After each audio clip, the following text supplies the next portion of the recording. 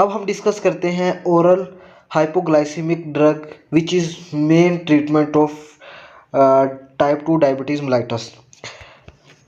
Hypoglycaemic drug के 6 main group हैं। Insulin सिक्रीटागोग्स।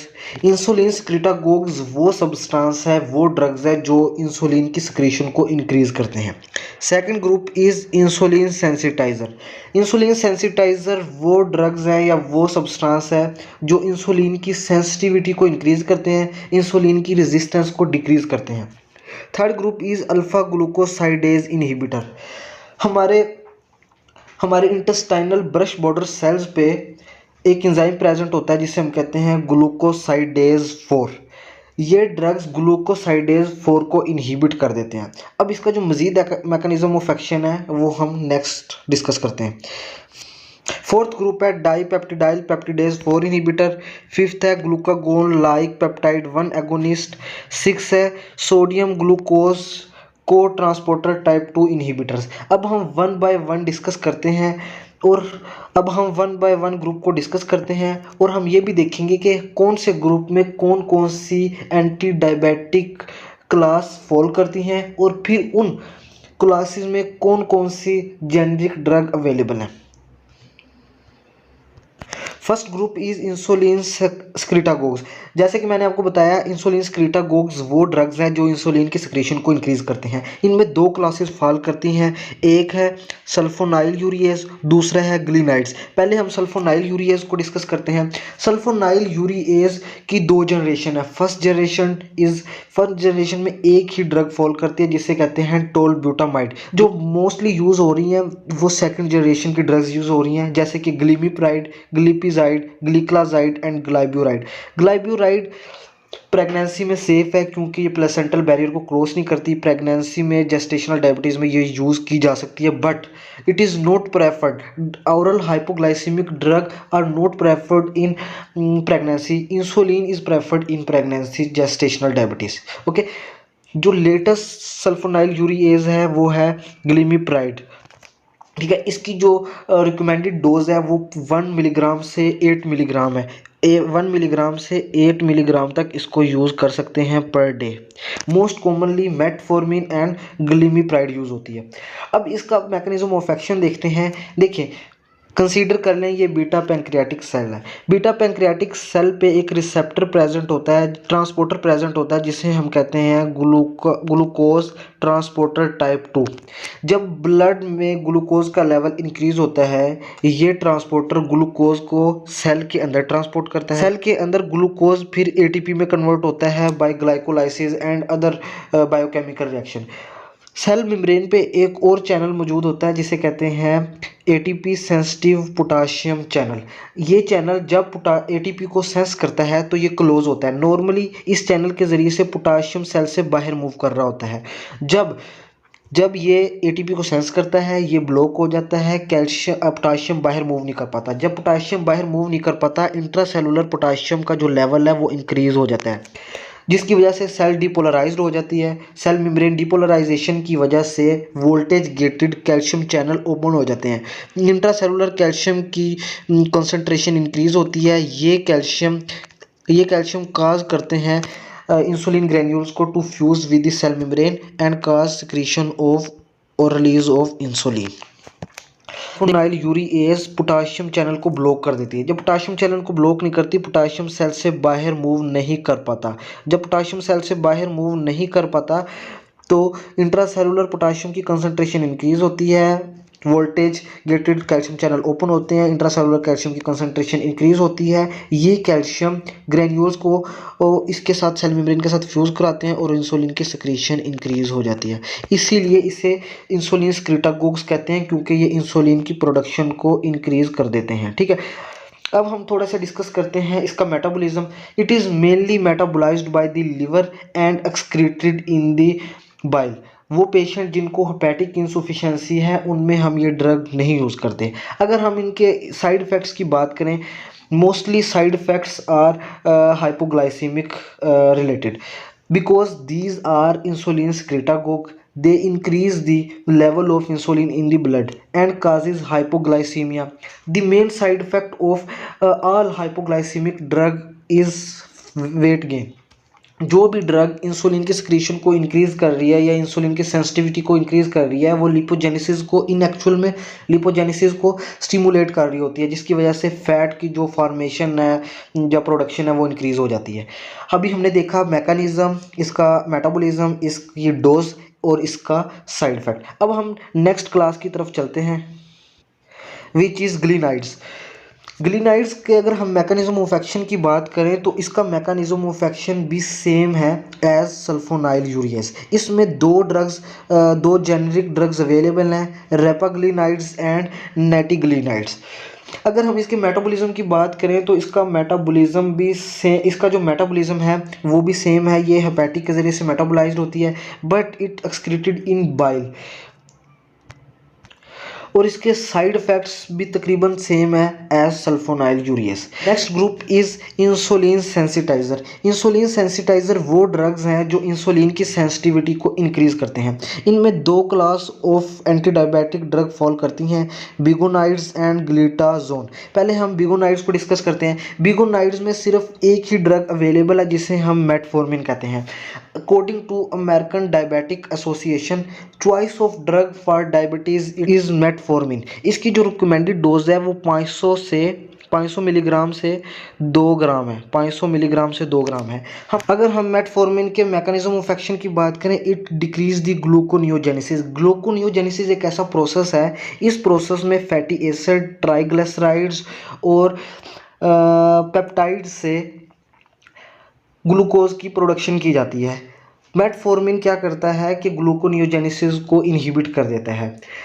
Second step is it decrease the gut absorption. Third, it increase the uptake and utilisation of glucose.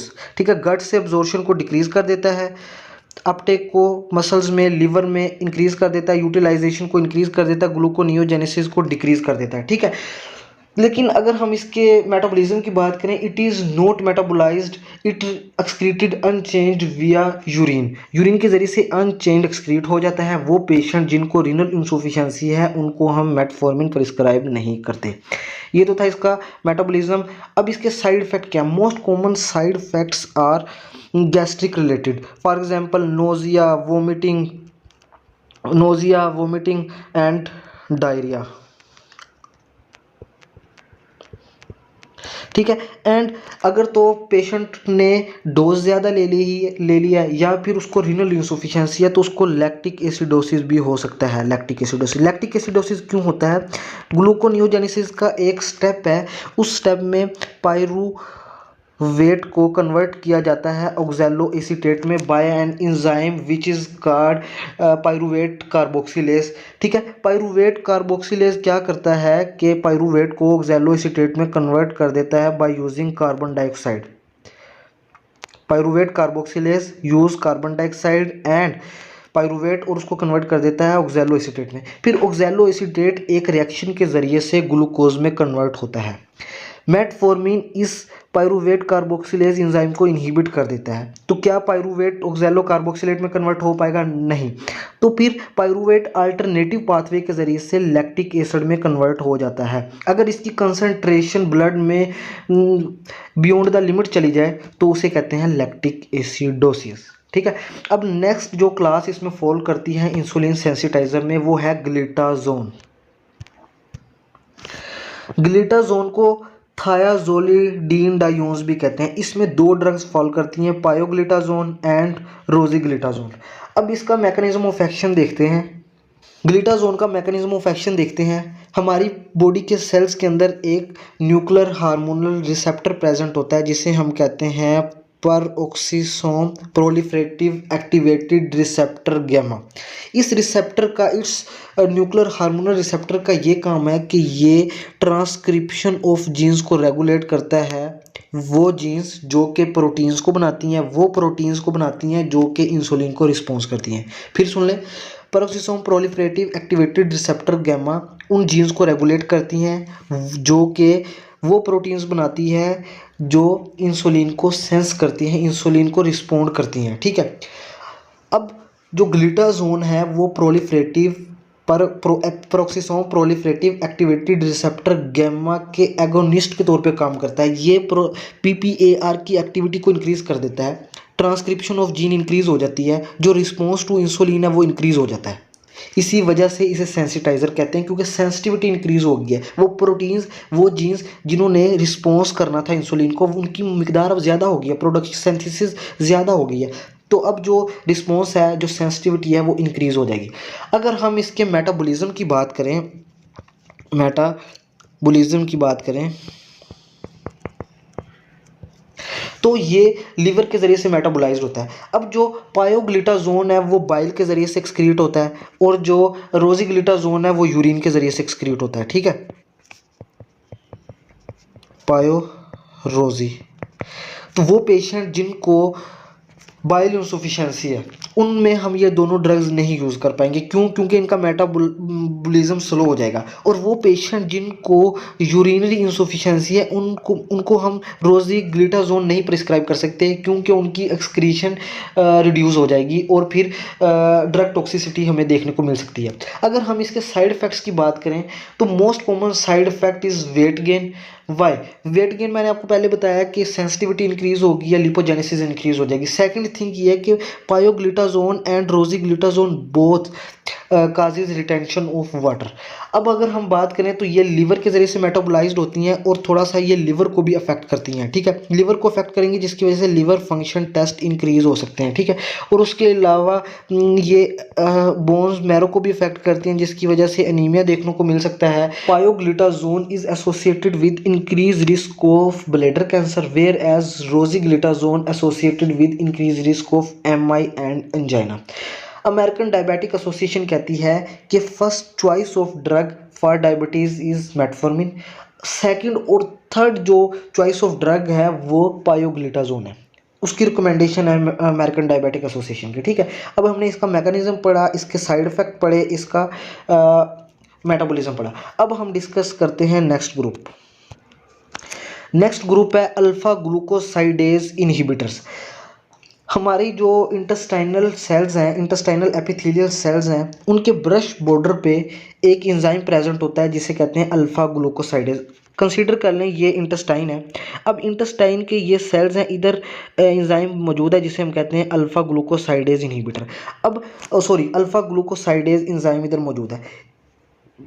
इस enzyme ने क्या करना है कि जो स्लाइटली कॉम्प्लेक्स है, जैसे कि ओलिगोसैकेराइड है, उन्हें मोनोसैकेराइड सिंपल शुगर में कन्वर्ट करना है ताकि अब्जॉर्ब इजीली हो सके। तो हम ऐसी ड्रग्स देते हैं जो कि इस एंजाइम की एक्टिविटी को ब्लॉक कर देते हैं। जब हम इस एंजाइम की एक्टिविटी को ब्लॉक कर देंगे, क्या ओलिगोसैकेराइड मोनोसैकेराइड में कन्वर्ट हो जाएगा? नहीं। जब ये कन्वर्ट नहीं हो सकेगा तो इसकी अब्जॉर्प्शन कम हो जाएगी और ये हमारी फीसिस के ज़रिए से जो ओलिगोसैकेराइड है वो लॉस हो जाएगा। ठीक है, अब इनमें दो ड्रग एग्जिस्ट करती हैं, एकार्बोस एंड मिग्लिटोल। ठीक है, अब इसका मेटाबॉलिज्म कैसे होता है, मैकेनिज्म ऑफ एक्शन तो समझ लिया। अब जो एकार्बोस है वो इंटेस्टाइनल बैक्टीरिया के ज़रिए से मेटाबोलाइज्ड हो जाता है, और ये यूरिन के ज़रिए से भी एक्सक्रीट हो सकता है और ये बाइल के ज़रिए से भी एक्सक्रीट हो जाता है। ठीक है, और जो मिग्लिटोल है ये अनचेंज यूरिन के ज़रिए से एक्सक्रीट होता है। अगर हम इसके साइड इफ़ेक्ट्स की बात करें, देखिए मैंने आपको बताया कि ये इंटेस्टाइनल बैक्टीरिया भी इसको डिस्ट्रॉय करते हैं। इसको जब इंटेस्टाइनल बैक्टीरिया इस पर एक्ट करेंगे तो इसकी वजह से ब्लोटिंग, क्रैम्पिंग, डायरिया और फ्लैचुलेंस जैसे एडवर्स इफेक्ट देखने को मिलेंगे। अब इसकी कॉन्ट्रा इंडिकेशंस क्या हैं? वो पेशेंट जिनको इन्फ्लेमेटरी बावल डिसऑर्डर है, वो पेशेंट जिनको कोलोनिक अल्सर्स है, वो पेशेंट जिनको इंटेस्टाइनल ऑब्स्ट्रक्शन है, उनको हम ये ड्रग प्रिस्क्राइब नहीं करेंगे, क्योंकि इंटेस्टाइनल जो हेल्थ है वो मोर डेटोरिएट हो सकती है। ठीक है, अब जो नेक्स्ट ग्रुप है वो है डाईपेप्टिडाइल पेप्टिडेज 4 इनहिबिटर्स। डाईपेप्टिडाइल पेप्टिडेज 4 इनहिबिटर्स में 4 ड्रग एग्जिस्ट करती हैं, alogliptin, sitagliptin, saxagliptin and linagliptin. अगर हम इन ड्रग्स के आखिर में देखें तो ग्लिप्टिन कॉमन है, तो हम ये देख सकते हैं कि जिन ड्रग्स के जेनरिक नेम के आखिर में ग्लिप्टिन है तो वो डाईपेप्टिडाइल पेप्टिडेज 4 इनहिबिटर्स होंगे। अब इसका मैकेनिज्म ऑफ एक्शन देखते हैं। अब जब हम खाना खाते हैं तो हमारे गट में इंक्रीटिन हार्मोन रिलीज होते हैं। इंक्रीटिन हार्मोन्स क्या है? Incretin hormone group of hormone है जिसमें glucagon like peptide 1, glucose dependent insulinotropic peptide जैसे हार्मोन शामिल है। अब ये हार्मोन क्या करते हैं? ये जाते हैं बीटा पैंक्रियाटिक सेल को स्टिमुलेट करते हैं, उनसे इंसुलिन की सिक्रीशंस करवाते हैं।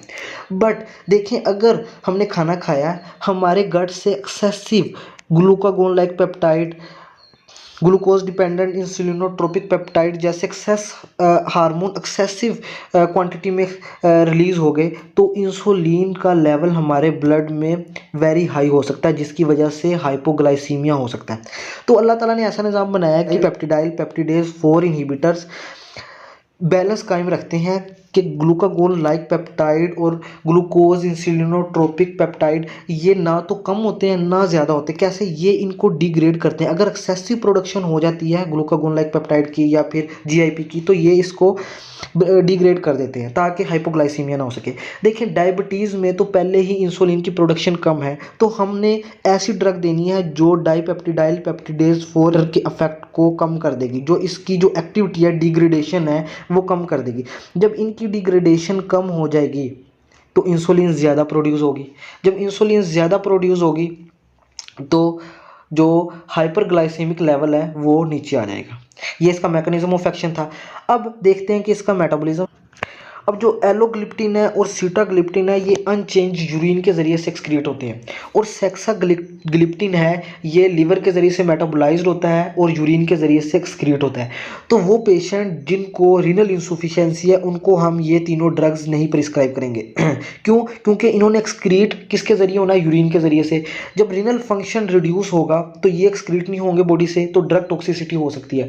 और जो चौथी ड्रग है वो है लीनाग्लिप्टिन हमारी जो बाइल है, हमारी जो फीसिस है उससे एक्सक्रीट होती है। तो जो रीनल इंसुफिशिएंट पेशेंट है उनमें हम लीनाग्लिप्टिन दे सकते हैं। फिर सुन लें, वो पेशेंट जिनको रीनल इंसुफिशिएंसी है उनको हम एलोग्लिप्टिन, सीटाग्लिप्टिन, सेक्साग्लिप्टिन नहीं देंगे। क्यों? क्योंकि यूरिन के जरिए से एक्सक्रीट होना है। लीनाग्लिप्टिन उनमें दे सकते हैं क्योंकि इसने बाइल में एक्सक्रीट होना है। वो पेशेंट जिनको हेपेटिक इंसुफिशिएंसी है उनको हम लीनाग्लिप्टिन नहीं देंगे, उनको हम एलोसीटा सेक्साग्लिप्टिन दे सकते हैं। ठीक है। अगर हम इसके एडवर्स इफेक्ट की बात करें तो एडवर्स इफेक्ट क्या है? मोस्ट कॉमन जो एडवर्स इफेक्ट है ना वो है पैंक्रियाटाइटिस। अब पैंक्रियाटाइटिस क्यों होता है? एडवर्स इफेक्ट्स, अब एडवर्स इफेक्ट में है पैंक्रियाटाइटिस। अब पैंक्रियाटाइटिस क्यों होता है? ग्लूकागोन लाइक पेप्टाइड क्या करते हैं? पैंक्रियाटिक जो डक्टल सेल्स हैं उनकी प्रोलिफरेशन करवाते हैं, उनकी हाइपरप्लेजिया करवा देते हैं, जिसकी वजह से जो डक्टल जो ल्यूमिन है वो ऑब्स्ट्रक्ट हो सकती है, उसकी वजह से पैंक्रियाटाइटिस हो सकता है। ठीक है। अब जो हेडिक भी हो सकती है, नेजोफ्रेंजाइटिस भी हो सकता है, डिसेबलिंग ज्वाइंट पेन भी हो सकती है। डिसेबलिंग ज्वाइंट पेन, हेडिक, इसकी जो रीज़न है ना वो अननोन है, वो एग्जैक्ट रीज़न इज़ अननोन। ठीक है। बट जो मोस्टली आपने याद रखना है वो ये रखना है कि पैंक्रियाटिक हेपेटाइटिस बार बार होता है इन पेशेंट्स में, और अगर हम इनको क्रोनिकली यूज़ करें तो हार्ट फेलियर का रिस्क इंक्रीज हो जाता है, स्पेशली एलोग्लिप्टिन के साथ और सीटाग्लिप्टिन के साथ। इसकी रीज़न क्या है? इसकी रीज़न ये है कि एलोग्लिप्टिन, सीटाग्लिप्टिन बॉडी में फ्लूइड की रिटेंशन करते हैं। जब फ्लूइड की रिटेंशन करते हैं वो पेशेंट जो कि हार्ट फेलियर के रिस्क पे हैं उनमें ये कंडीशन एग्जैजरबेट हो जाती है। तो आपने ये थोड़ा सा माइंड में रखना है। ठीक है। नेक्स्ट ग्रुप की तरफ चलते हैं। नेक्स्ट ग्रुप है ग्लूकागोन लाइक पेप्टाइड 1 एगोनिस्ट। इन्हें हम इंक्रीटिन एनालॉग, इंक्रीटिन एगोनिस्ट भी कह सकते हैं। ठीक है। अब इनमें 5 से 6 ड्रग एग्जिस्ट करती हैं। कुछ को हम शॉर्ट एक्टिंग कहते हैं, कुछ को हम लॉन्ग एक्टिंग कहते हैं। अगर हम देखें लिक्सिसिनाटाइड को, ये शॉर्ट एक्टिंग है। ठीक है। ईबीग्लूटाइड, डोलाग्लूटाइड, सीमाग्लूटाइड, एक्जिनाटाइड ये लॉन्ग एक्टिंग है। ये जो लॉन्ग एक्टिंग है ना ये हमें वंस इन अ वीकली हमने प्रिस्क्राइब करने होते हैं। ठीक है। अब ये ओरल हाइपोग्लाइसीमिक एजेंट नहीं है। ग्लूकागोन लाइक पेप्टाइड को हमने सबक्यूटेनियसली इंट्रोड्यूस करना है। हमने प्रीवियस जितनी भी ओरल हाइपोग्लाइसीमिक ड्रग्स पढ़ी है ना वो ओरली देनी है। ठीक है। हाइपोग्लाइसीमिक जो ड्रग पढ़ी हैं वो ओरली देनी है, लेकिन जो ग्लूकागोन लाइक पेप्टाइड 1 एगोनिस्ट है ये सबक्यूटेनियसली एडमिनिस्ट्रेट करना है। क्यों? क्योंकि ये पॉलीपेप्टाइड है, हमारे जो गट में प्रोटीएजेज हैं वो उसकी ब्रेक डाउन कर सकते हैं। कोई थेरेपेटिक इफेक्ट फिर अचीव नहीं होगा। ठीक है, ईबीग्लूटाइड, डोलाग्लूटाइड, सीमाग्लूटाइड, एक्जिनाटाइड ये लॉन्ग एक्टिंग है, वंस इन ये वीकली रिक्वायर होते हैं, जबकि लिक्सिसिनामाइड है ये शॉर्ट एक्टिंग है, once in a daily requirement इसकी होती है। ठीक है, अब इसका मैकेनिज्म ऑफ एक्शन क्या है, हमने dipeptidyl peptidase 4 inhibitor discuss किया है, उससे मिलता जुलता इसका कॉन्सेप्ट है। जब हम खाना खाते हैं, मैंने डिस्कस किया है अभी, खाना खाते हैं तो इंक्रीटिन्स गट से रिलीज होते हैं। Incretins the group of hormone जिसमें glucagon like peptide, glucose dependent insulinotropic peptide, काफ़ी सारे हार्मोन रिलीज होते हैं जो इंसुलिन की रिलीज है उसको इंक्रीज करते हैं। अब ग्लूकागोन लाइक पेप्टाइड का काम है कि इंसुलिन की सिक्रीशन को इंक्रीज करना। अगर हम इसको के एगोनिस्ट दे देंगे जो इसकी एक्टिविटी को इंक्रीज कर देंगे तो वो इंसुलिन की प्रोडक्शन को भी इंक्रीज कर देंगे। ठीक है, ये तो था इसका मैकेनिज्म। अगर हम इसके साइड इफेक्ट की बात करें तो most common side effect are nausea, vomiting, diarrhoea, constipation. ठीक है, ये भी क्रोनिक पैंक्रेटाइटिस में हमने अवॉइड करने हैं। क्यों? क्योंकि ग्लूकागोन लाइक पेप्टाइड एगोनिस्ट देने हैं। मैंने आपको पहले बताया था डाइपेप्टिडाइल पेप्टिडेज 4 इनहिबिटर जब ग्रुप डिस्कस कर रहे थे कि glucagon like peptide pancreatic ductal hyperplasia cause करता है। तो अगर कोई पेशेंट को पहले ही पैंक्रेटाइटिस चल रहा है क्रोनिकली तो हम ये ड्रग्स नहीं देंगे क्योंकि कंडीशन वर्स हो सकती है। सेकंड थिंग ये कि वो पेशेंट जो कि मेडुलरी थायराइड कार्सिनोमा के पेशेंट हैं या फिर मल्टीपल एंडोक्राइन न्यूप्लेजिया टाइप 2 के पेशेंट हैं, उनमें हमने लॉन्ग एक्टिंग जो GLP-1 एगोनिस्ट है वो नहीं देनी। इसकी रीज़न क्या है? कुछ स्टडीज़ ये कहती हैं कि इनका chronic use is associated with thyroid carcinoma and multiple endocrine neoplasia, और ये इन कंडीशंस को वर्स कर देते हैं। ठीक है, next group is sodium glucose को ट्रांसपोर्टर टाइप 2 इनहिबिटर्स। ये ऐसी ड्रग्स हैं जो कि सोडियम ग्लूकोज को ट्रांसपोर्टर को इनहिबिट करती हैं। अब इनमें 4 ड्रग्स मोस्ट कॉमन है, कैनाग्लिफ्लोजिन, एम्पाग्लिफ्लोजिन, डेपाग्लिफ्लोजिन, इर्टुग्लिफ्लोजिन। ठीक है, अब आपने देखा होगा इस ड्रग के अगर में ग्लिफ्लोजिन आ रहा है, ठीक है, तो जिस ड्रग के अगर में ग्लिफ्लोजिन आए तो आपने देख लेना कि सोडियम ग्लूकोज को ट्रांसपोर्टर टाइप 2 इनहिबिटर है। अब इसके मैकेनिज्म ऑफ एक्शन की बात करते हैं। कंसीडर कर लें कि ये एक नेफ्रॉन है। ठीक है, अब जो ग्लूमेरुलस से हमारे अमाइनो एसिड हमारा ग्लूकोज फिल्टर होके बूमेन कैप्सूल के अंदर आ जाता है। फिर क्या होता है कि जो फिल्ट्रेट है वो प्रोक्सिमल कन्वोल्यूटेड ट्यूब्यूल से पास करता है, तो proximal convoluted tubular cells most of amino acid and glucose को रीअब्जॉर्ब कर लेते हैं। हमने प्रोक्सिमल कन्वोल्यूटेड ट्यूब्यूल सेल्स को इधर हमने थोड़ा सा बड़ा करके ड्रा किया है। कंसीडर कर लें कि ये ल्यूमिन है, ये प्रोक्सिमल कन्वोल्यूटेड ट्यूब्यूल सेल्स हैं, ये भी प्रोक्सिमल कन्वोल्यूटेड ट्यूब्यूल सेल्स हैं। अब इस ल्यूमन वाली जो सरफेस है उधर एक ट्रांसपोर्टर पड़ा होता है जिसे कहते हैं सोडियम ग्लूकोज को ट्रांसपोर्टर टाइप 2। अब ये ड्रग्स क्या करती हैं? इस ट्रांसपोर्टर को इनहिबिट कर देती हैं। इसका नॉर्मल फंक्शन क्या है कि इसने यूरिन में से इसने फिल्ट्रेट जो फिल्टर हुआ है ग्लूमेरुलस से उसे फिल्ट्रेट कहते हैं, फिल्ट्रेट से सोडियम को और ग्लूकोज को सेल में रीअब्जॉर्ब करना होता है। जब हम इस ट्रांसपोर्टर को इनहिबिट कर देंगे, क्या ग्लूकोज सेल के अंदर रीअब्जॉर्ब हो पाएगा? नहीं। तो इसकी वजह से जो ग्लूकोज है वो यूरिन के जरिए से बॉडी से ज़ाया हो जाएगा। तो जो ग्लाइसीमिक लेवल है, जो सीरम ग्लाइसीमिक लेवल है वो नॉर्मल रेंज में आ जाएगा। इसके साइड इफेक्ट ये हैं कि देखें, अब ग्लूकोज जेनिटल ऑर्गन से बाहर लॉस हो रहा है, तो बैक्टीरिया जो कि जेनिटल ऑर्गन के इर्द गिर्द हैं वो इन्फेक्शन काज कर सकते हैं। जैसे कि फीमेल में more common urinary tract infection, fungal infection such as candidiasis, vulvo vaginal infection, ये मोर कॉमन मोस्टली देखने को मिलते हैं। अगर हम इसके मेटाबॉलिज्म की बात करें तो it is metabolised by liver by glucuronidation. ठीक है, और ये बॉडी से एक्सक्रीट यूरिन के ज़रिए से होता है। ठीक है, उम्मीद है आपको बेहतरीन समझ आई होगी। Thanks for watching this video.